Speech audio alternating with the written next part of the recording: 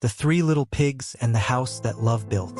Once upon a time, in a cozy little cottage at the edge of a sunny meadow, there lived a mother pig and her 3 children. The mother pig loved her little ones more than anything in the whole wide world. She had raised them from the tiniest piglets, teaching them how to find the sweetest clover, how to make friends with the butterflies, and how to be kind to all the creatures in the forest. Her 3 children were named Pip, Poppy, and Pearl, and though they were siblings, each one was very different from the others. Pip was the youngest, and he loved to play more than anything else. He would spend his days chasing grasshoppers through the meadow, rolling in mud puddles, and singing silly songs that made everyone laugh. He had a bright, cheerful spirit, and he believed that life should be full of fun and games. Poppy was the middle child, and she liked things to be easy and comfortable.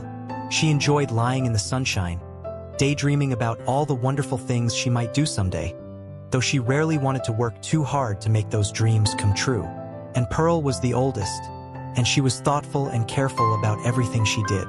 She liked to plan ahead, to think things through, and to make sure that whatever she built or created would last for a long, long time.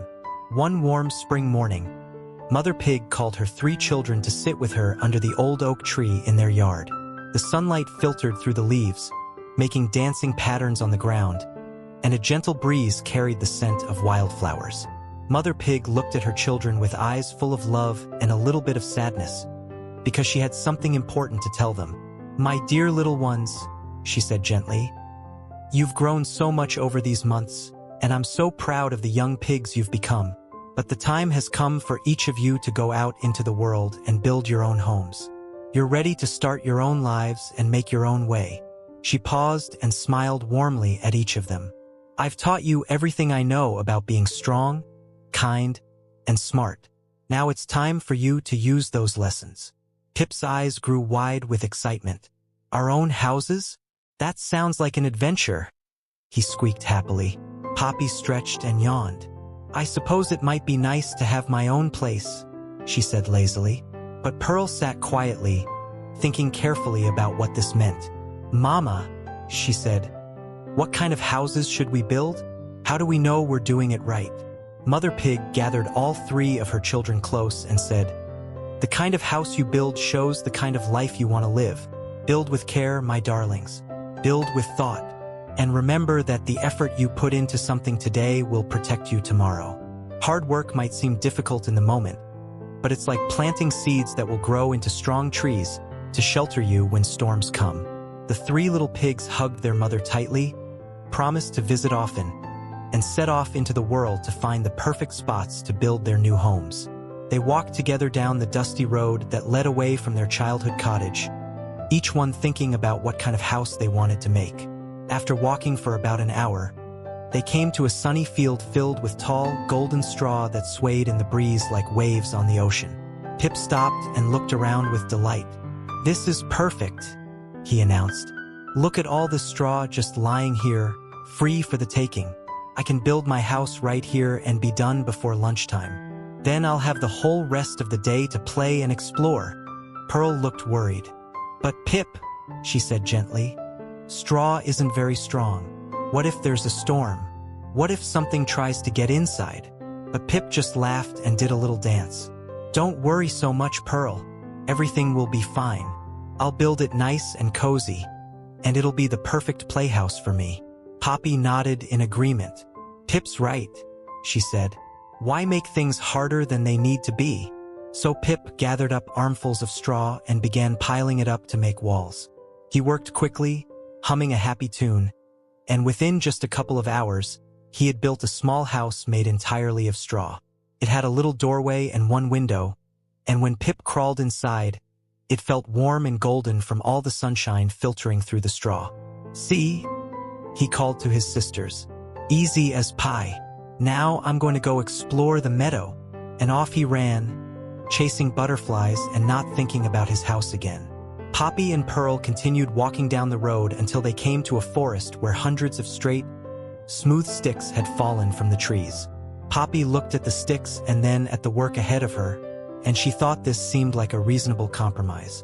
"These sticks are much stronger than straw," she said to Pearl, "but they won't take too long to put together." I think I'll build my house here. Pearl hesitated. Are you sure, Poppy? Sticks are better than straw, but they still might not be strong enough. Maybe you should use something sturdier? But Poppy was already gathering sticks into a pile. Pearl, you worry too much, she said with a yawn. These will be just fine. I don't want to spend weeks and weeks building a house when I could be relaxing and enjoying my new home. So Poppy set to work, leaning the sticks against each other to make walls and a roof. She worked for most of the afternoon, and by supper time, she had a house made of sticks that looked tidy and neat. It had a door and 2 windows, and when Poppy went inside, she immediately found the sunniest spot and lay down for a nap.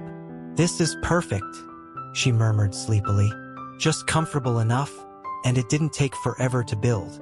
Pearl continued walking down the road alone, thinking carefully about what her mother had said. She walked until she came to a place where the land was solid and firm, with a view of rolling hills and a clear stream nearby. It was the perfect spot for a house, she thought.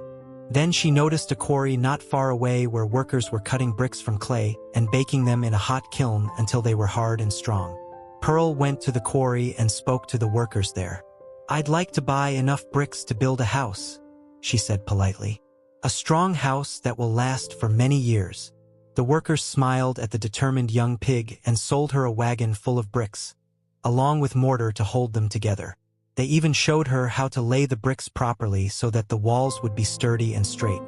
Pearl pushed the heavy wagon to her chosen spot and began to work. First, she dug a foundation, making sure it was level and solid. Then, one by one, she began laying bricks, spreading mortar between them, and carefully checking that each row was straight and strong. It was hard work.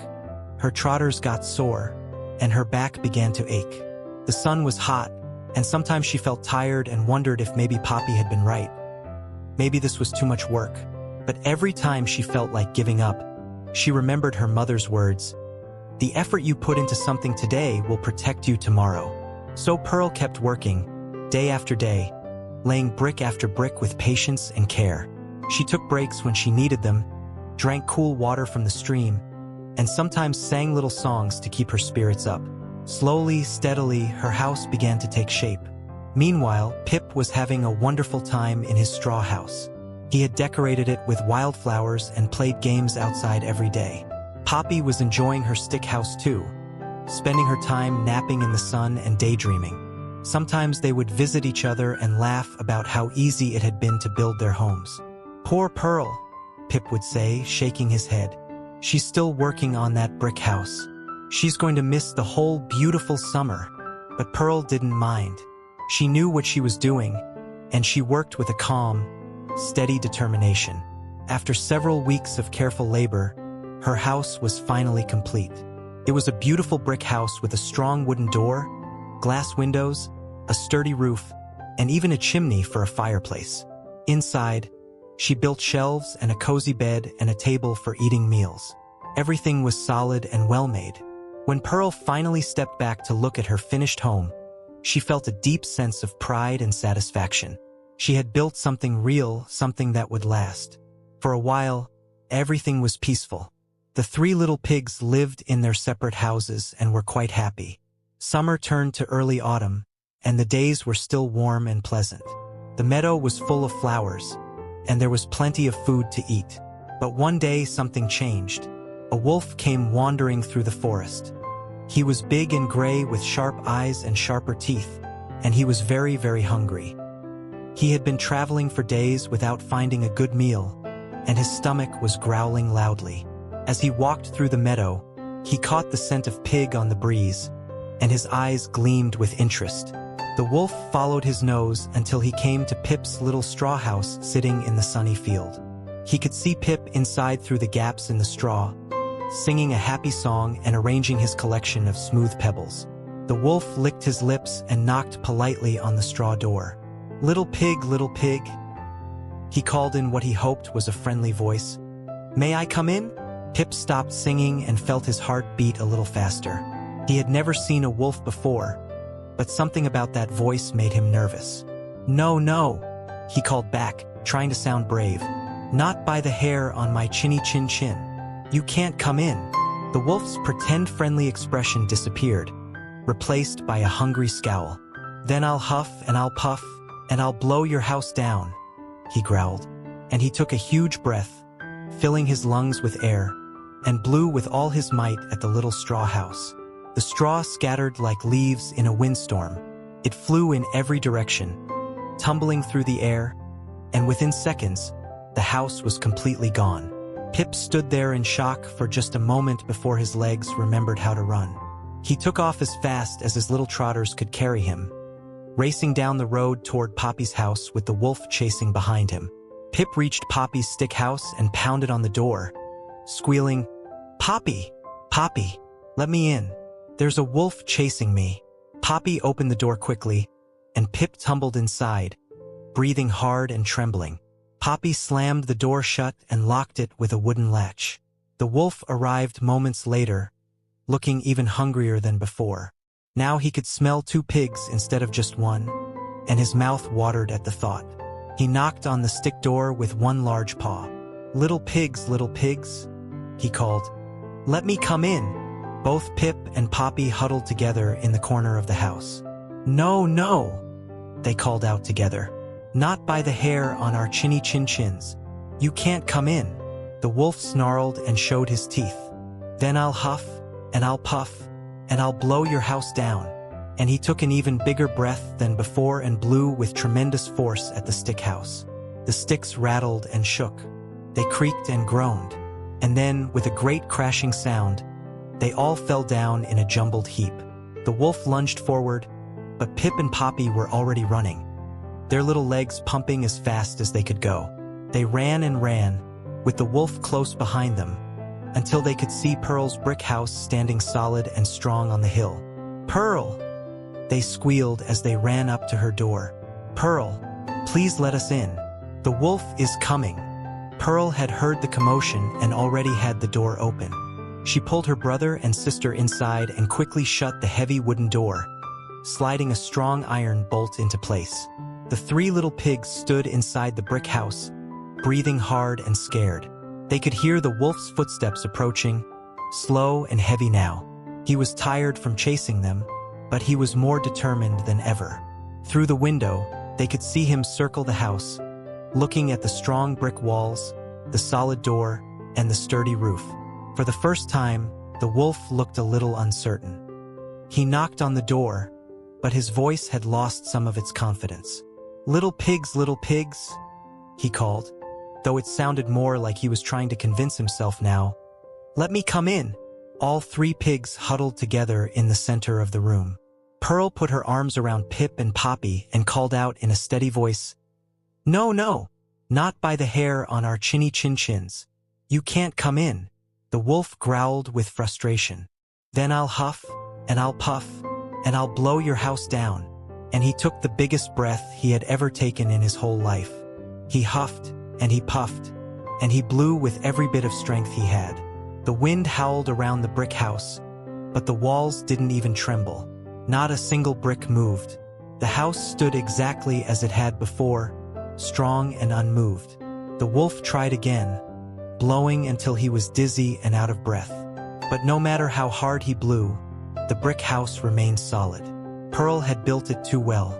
Every brick was in place, every bit of mortar was strong, and the foundation was deep and firm. Finally, exhausted and frustrated, the wolf sat down on the ground, panting.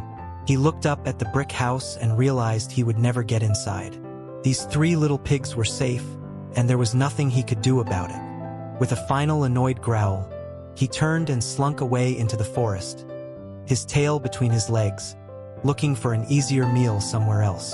Inside the house, the 3 little pigs waited until they were sure the wolf was really gone.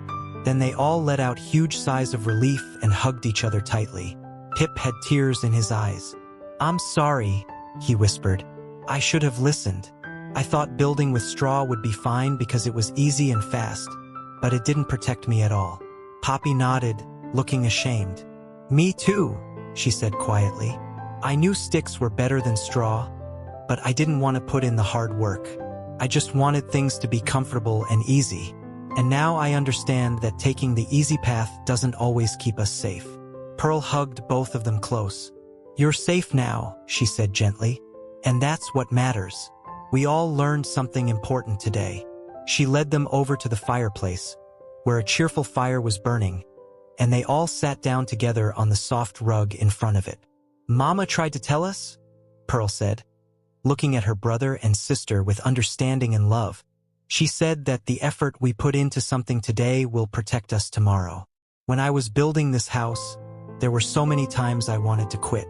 My trotters hurt, my back ached, and it seemed like it was taking forever. But I kept thinking about what might happen if I didn't build it strong. And now I'm so glad I did, because we're all safe here together."